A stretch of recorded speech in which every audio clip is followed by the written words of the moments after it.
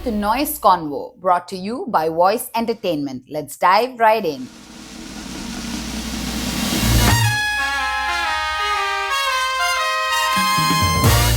We are happy to host Amrit today. How are you doing? All good.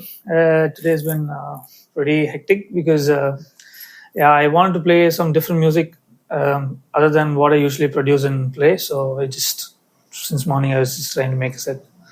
I also did not play, so like it's pretty new for me. So I was just a little bit jittery, but everything's good now. How was the experience for you at playing at the studio at Voice? Of course, it's very nice. I've been here since day one.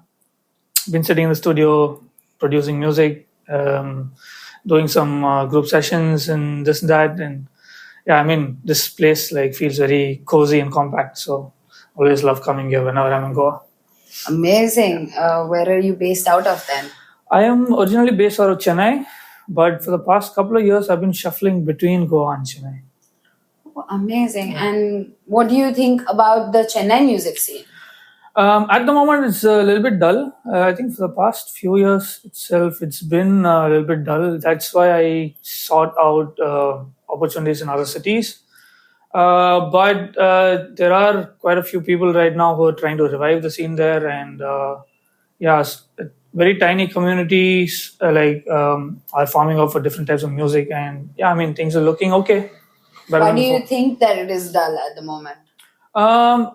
If you ask me, I think there are two. So when the scene started declining, was there were too many resto bars compared to the number of people who party in Chennai. So Chennai is usually considered like a little bit of a conservative city, where like a lot of people they follow culture and tradition and everything. So as it is, it's hard to find people who come out to party. So when I used to do club hopping on the same night, going from club to club to club, in other cities you usually see different people every club you go to.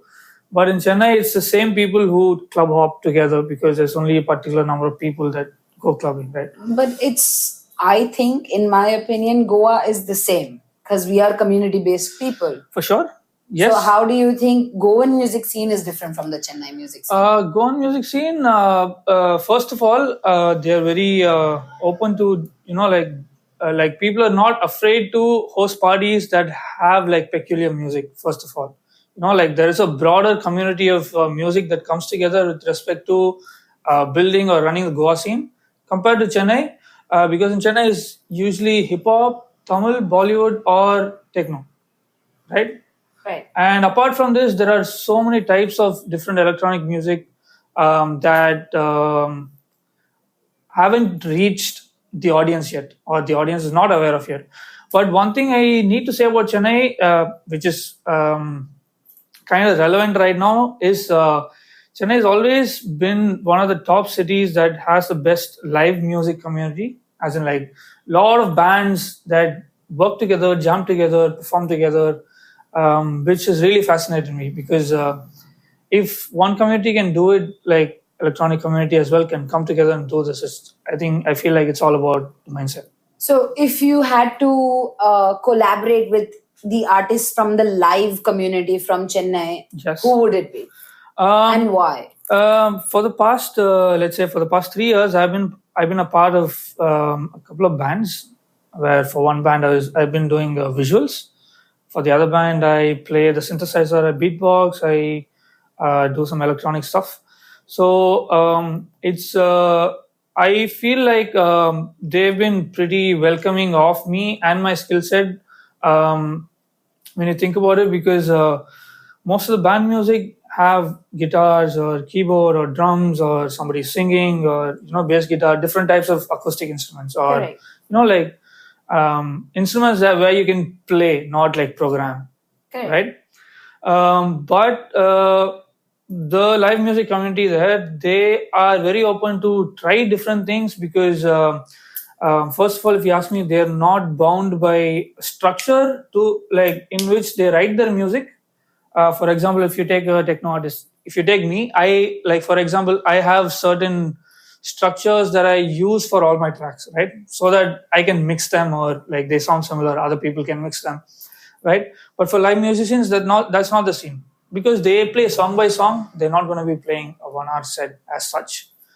Correct. So they have the freedom to write music how they want and express how they want. And how they've incorporated electronic elements into the scene is like pretty nice. And I feel like there is a door that has opened for me to explore. And I kind of grabbed that opportunity. I've been moving around with the band, and I'm very grateful for that. So let me ask you this. You said when you make music, you follow a structure. Correct. How do you keep your musical integrity Right. even while you're using these structures so that others can use it as well? Right. So usually what I do is most electronic producers use this technique. So they take something called reference tracks, which is tracks that they want their music to sound like, and basically analyze the track, break it down on any DAWs or like music production softwares. You can drop markers to indicate that, okay, at this point, these elements should come. You can just note it down, right? So years of doing the same thing would give you like an average structure in your head, right? Okay, I've made music, so many tracks, and all these tracks have an average of these kind of structures. So at one point, you yourself would naturally have your mind would like naturally give you a flow or a structure based on obviously all the music that you've produced before. So for me, it kind of set to a point where now I don't need to use reference tracks. I exactly know what I want. But do you find it difficult to deviate from this structure? And suppose you're thinking you want to make a new sound or make a new type of music. Do you find it difficult to deviate from these structures? Definitely, I do.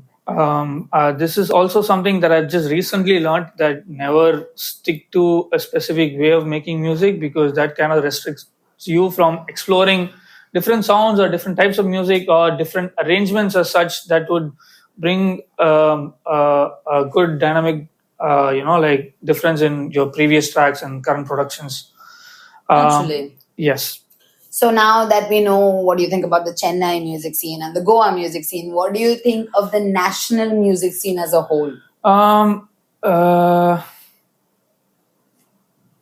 need to think about this for a couple of seconds. Think about it. No problem. So I've been seeing this surge of a lot of international artists being flown down to India and performing everywhere, right? But I also see a lot of local artists who are as talented and as established as the international artists, who are basically not receiving the limelight because we are like thinking about international artists and we're thinking from a business perspective. Nobody is wrong by doing this. This is how the world works right now. Right? People want to make money. But at the same time, I feel like the concept of money has kind of polluted the concept of community. And local artists have been sidelined. I've been in that position. I know a lot of friends who've been in that position, and I know a lot of upcoming artists who are in that position right now, because the economy is kind of preferred international artists over local artists. There are still a lot of communities that tend to local artists, which is really good, but they're kind of very small, very marginal, that it's not making a difference in the big scale. But don't you think the influx of all of these artists now coming into our country, yes, don't you think it opens up more doors for more experimental music, and the audience is actually getting a little more acclimatized to more experimental music and they're accepting it? Of course. So there are good sides and there are bad sides for this. But if you ask me, the international artists that are coming down are ones that I've noticed. They play music that is already well established, like globally, right? It's either techno or drum and bass, this, that. Like this kind of music is already established in the city, in the country, everything, right? There are so many different types of music, so many different festivals. Actually, if I can deviate from the topic a little bit, there are a bunch of festivals that I really like that bring in absolutely amazing musical acts every year. Nobody repeats the same artist. If you think about it, Echoes of Earth, out of the top of my head, this is the only festival that I can think of that brings like every year as a surprise, right? Right. They bring like incredible talent, like basically live bands or electronic musicians and live electronic bands. Correct? These kind of moments is something that this country really needs, compared to just bringing down like a techno DJ or a techno musician. Like that is what I've been seeing for the past couple of years a lot. Yeah, correct. Yes. But do you think, yes, we do get all of these surprise acts and new acts at India.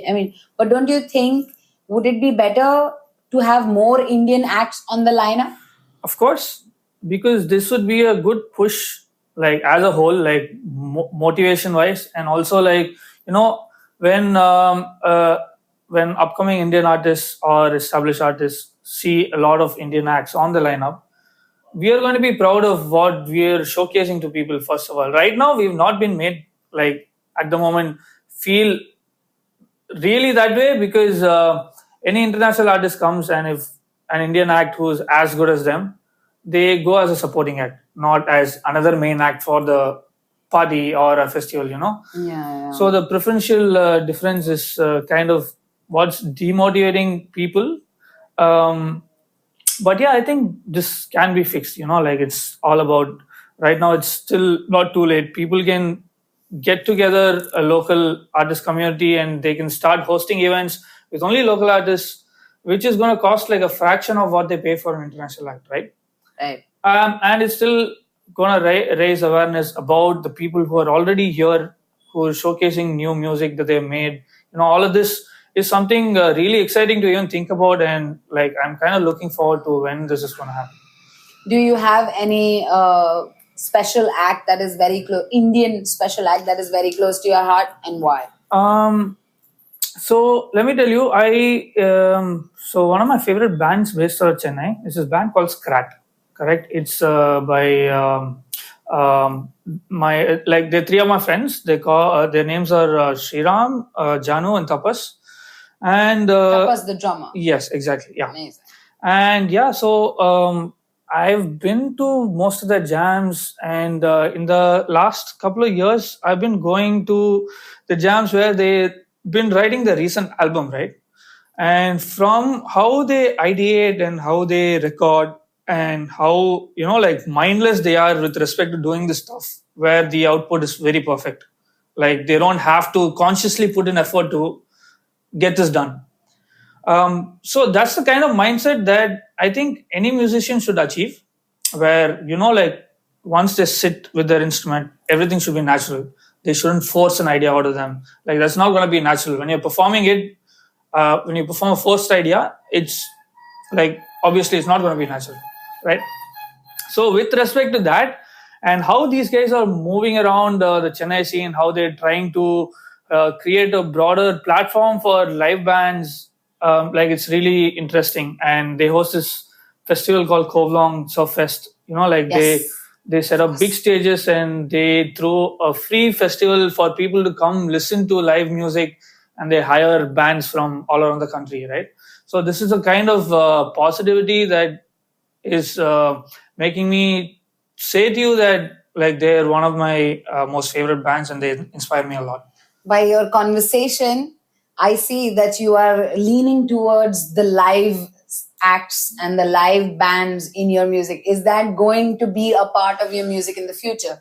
Do we see more ventures For sure. where you would be a part and collaborate with these live bands? Of course, yes. So for me right now, since I've been working with these bands, what I've been thinking is I want to convert my act into a live electronic act, where I'm jamming with my instruments with multiple electronic artists, correct? And I want to make, in that sense, whatever music that I feel like. And I want to kind of do this where I'm not playing a set, I'm playing it track by track, performing to people rather than just standing there entertaining people. I kind of see myself in the very near future doing this, maybe even this year. Like I've already planned for this in the past year. I've written so much music, so I mean things are coming together slowly, and like I'm looking forward to it. So what got you into this journey? How did music become a part of your journey? Where did it start? It's a really funny story. So I think around 2003 or 4, I think I told my parents that I wanted to learn a musical instrument. They took me around to a few schools, and what really intrigued me was the keyboard. So I thought, okay, I'll start learning that. But I wasn't too serious because at that point I was going through classes because I had time in my hand. I was a kid who just liked to go outside and play. Like I was into sports as a kid, right? So I started learning the keyboard, playing it. So my dad looked at it like it's an actual school, right? I didn't look at it that way. I looked at it like I'm just learning a skill, right? My dad was very serious about it. So he made me approach exams, and I wrote initial grade, first grade, second grade. I wrote 3 exams. I passed as merit. But third grade examination, this was in 2008, I think. Mm-hmm. I failed the exam, and my dad was very angry at me. He lost his shit. So funny. And then I got a little bit depressed, put my keyboard aside, stopped my classes and everything. Obviously, like I was in my 9th grade, so I had to start studying as well. I started lacking there. So after a year or so of not thinking about music, one day I just saw my old keyboard just like, not being used. So I thought, okay, let me just Pick it up and go on YouTube and learn by myself. Because if my dad's thinking about paying money and me failing exams and wasting that money, let me do it on my own, right? So that process of me starting to learn from YouTube kind of like you can say it's like a domino effect, because from learning the keyboard I went to how to beatbox, and then once I was beatboxing to a certain extent, I started forming ideas in my head as to, okay, this track can be like this. Okay, I can spit a beat out of my mouth, but how do I get it as a track, right? So then one day I googled how to make music on a computer, and that's the beginning of who I am right now. Like this, yeah. So 2009 is when I discovered that you can make music on a computer. Amazing. Yeah. So I never stopped after that. I've just been going, Technically, you have been in this for 2 decades now. How has your music evolved, and how has it inspired you to be here in this moment? Yes. So when I started out, it was just hip hop, because obviously when you're learning beatboxing, they're teaching you hip hop beats, right? So that is what I was learning, and predominantly those are the kind of ideas that kept popping up in my head. I couldn't think of any other different types of music. Also, I need to mention one more thing. I never knew English music existed till like 2007 or 8. I was only listening to Tamil music. And then this was the year or time around which I got internet in my house. So then I started Googling stuff, and then like my whole world turned upside down, So I discovered so many musicians. I discovered so many skills that you can learn from the internet. And YouTube was also kind of pretty new at that time. Not new, but like for me, it was new. And so I started learning beatboxing and producing hip hop. And then from hip hop, I discovered a lot of EDM music that was going on. So I started making EDM. And then from EDM, I went to trap and like a lot of electronic influence. I went to dubstep, whatever. But none of this I learned with the intention of releasing music. I learned all of this with the intention of understanding the basis of different kinds of music. I never wanted to release any of this music because nothing is up to the mark. But I didn't care about it. I just wanted to attempt to make different kinds of music. So I understand, okay, this music, you need these plugins. You need to arrange your beats this way. You need to play these kind of chords. But Chennai is not really a techno loving state. So how did you shape your sound living there? I had to go through a lot of I wouldn't really say nepotism, but like at my time, so around only 2016 is when I started going out and reaching out to people so I can go and play at events. Till then, I was sitting in my bedroom trying to learn DJing, trying to learn production. So I was a music producer first, then a DJ next. So that also makes a lot of difference, because the moment I started DJing, I already knew a lot about music, right? Music and how the beats are based, how I can mix. So all these things I understood beforehand. I also did like a couple of 1 week workshops of DJing here and there to have a better understanding of the hardware. Correct. Okay. From there, kind of what happened was I started reaching out to people, and they used to give me gigs, but like they didn't used to pay on time, or they used to not pay at all. I had to go through all these things, and everybody else as well, not just me. Like everybody in my category at that time who were trying to come up, everybody had to go through this. Is this the norm that goes around in the music industry? It's kind of the rites of ritual. Like you have to go through this.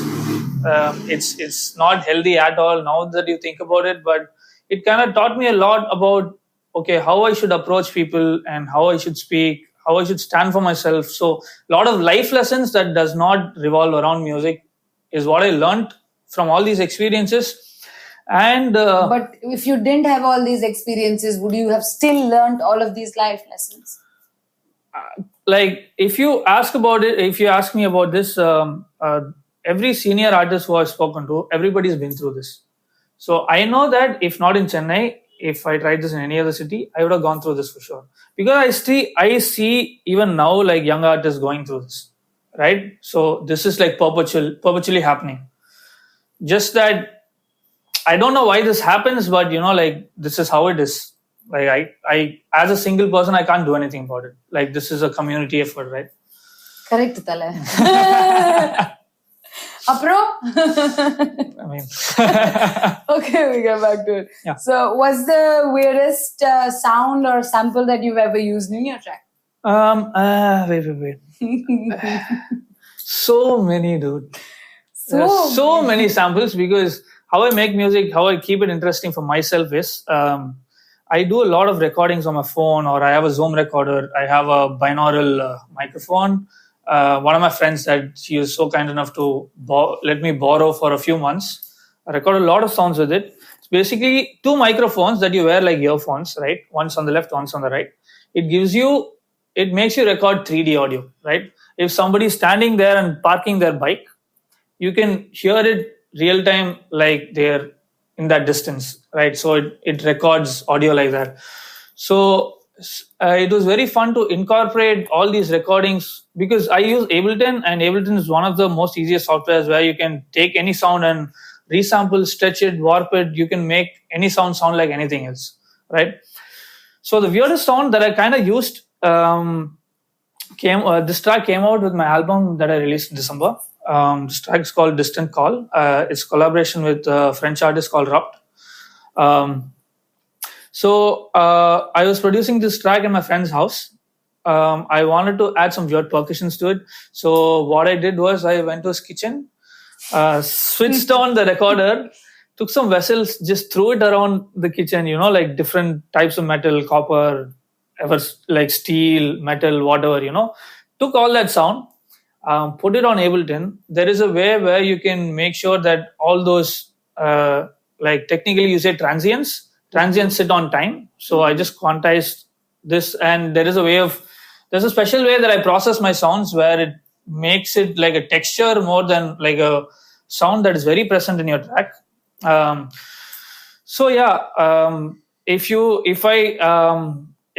I've explained this to you, next when I show you the track after this interview, I'll just show it to you. Sure, for anybody listening, Distant Call. Yes.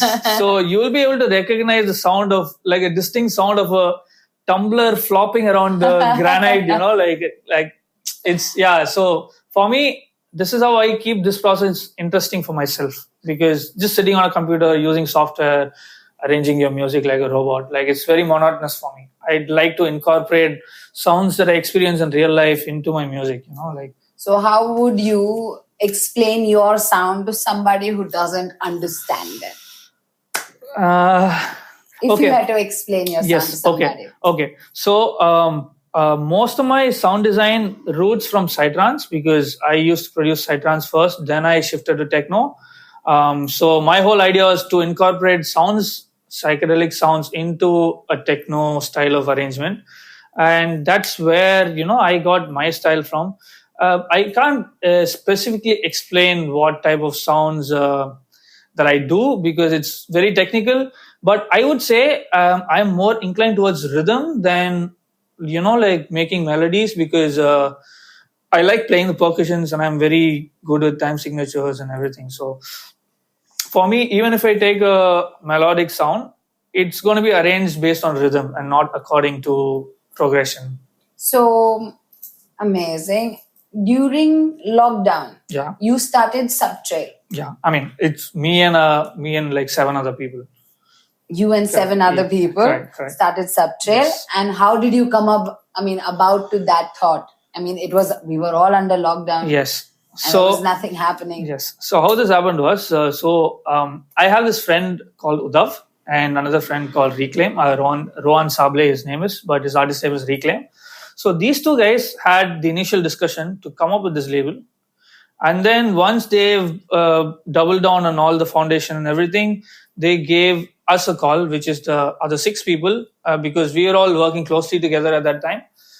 And then they told us that, okay, both of us are starting this, we're going to fund it, we're going to slowly start growing. And then in this call, each of us like spoke to them saying, okay, this is a very good idea. Like, we kind of figured out how each of us can do like a contribution to the label, as to figuring out some work or logistics or back end, whatever.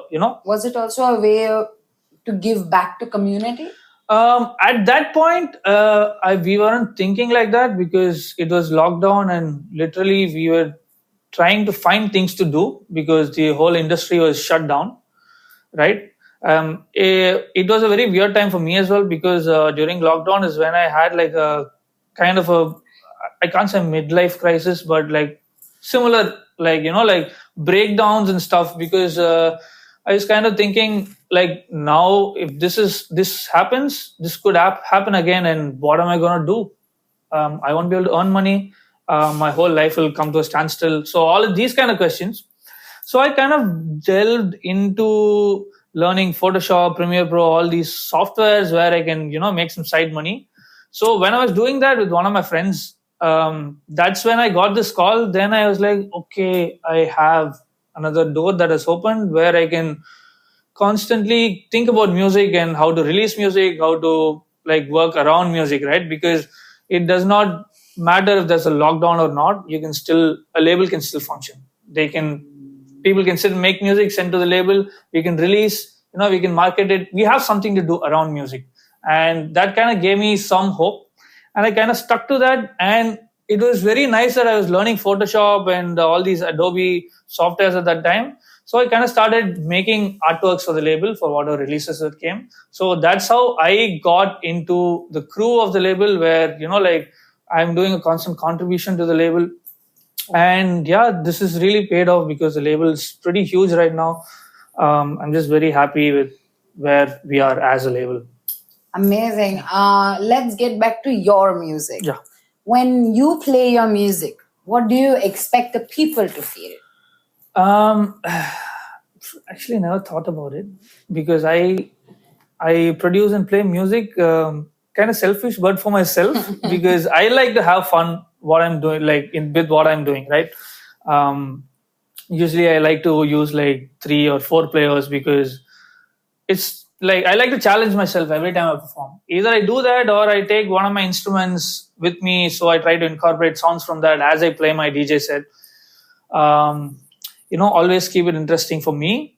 And how people react is a byproduct. And if I feel confident and if I show people that I'm confident, people are going to enjoy it no matter what. Correct. And how do you think this has, how do you feel that this has rewarded you in your life? What do you think your music, matters? See, so to tell you in short, this is kind of... what do you think is the rewarding point of being an artist? It's just the, there are two categories for this, like part-time artist and a full-time artist. I am a full-time artist, full-time musician since like I decided this in 2009 when I discovered making music on a computer, and then I thought, okay, I want to do this full time. Even if I earn $1,000 a month or 1 lakh, 2 lakhs a month, I'm going to do this. I will survive somehow, but I want to do this. Correct. This gives me happiness that nothing else gives me. I've tried going for office jobs. I've tried multiple things, like my family suggested, but it never worked out for me. I always ended up in this cycle of feeling like I'm not living the life the way I want. So I mean, the reward for being a musician for me is having this thought of creating something and bringing something into the world. All the artists, no matter what art form that they follow, this is a reward for them. And byproduct is, fame, money, all of this. That's not the main thing. What would you tell the people who are trying to break it into the music industry? What would be your advice? I would say just stick to your ideas. If you feel like making a particular type of music, do it. Don't be pressurized by your peers doing better than you, or like playing more gigs than you, or producing more tracks than you.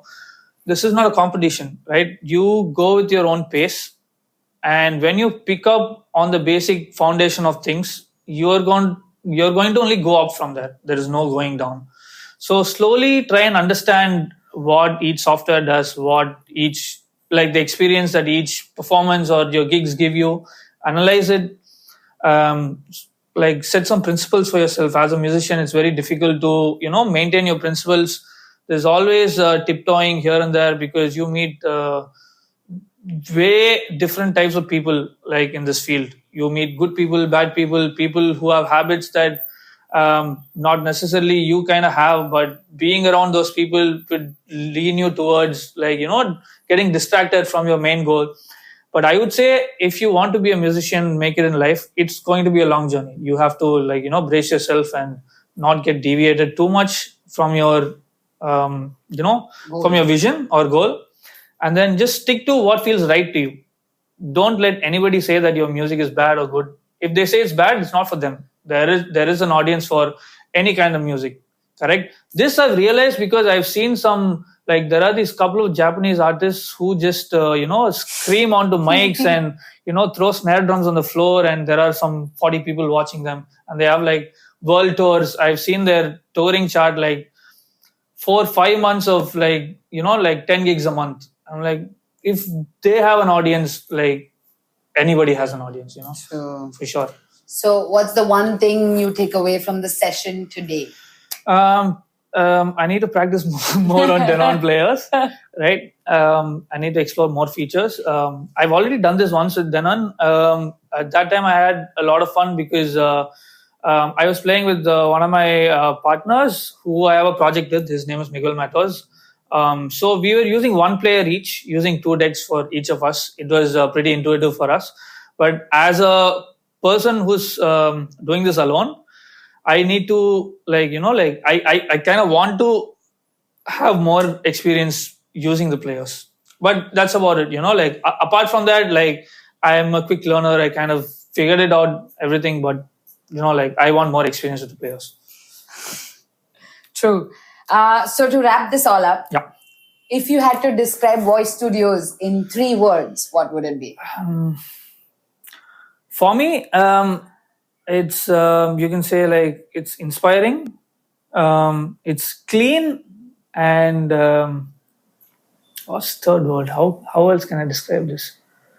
I feel like it's also starting a small community by itself, where we're delving into different concepts around the entertainment industry.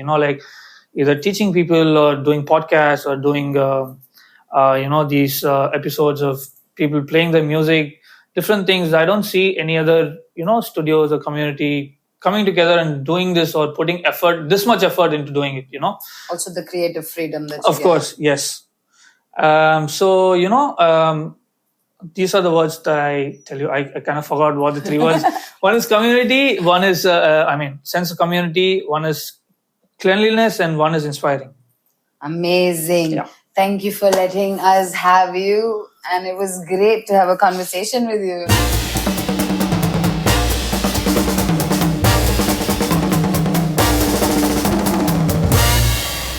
You've been listening to Noise Convo, brought to you by Voice Entertainment. I'm Neha Menon. Big thanks to our guests for sharing their journey and to you for tuning in. Until next time, stay curious, stay creative, and always keep it noise.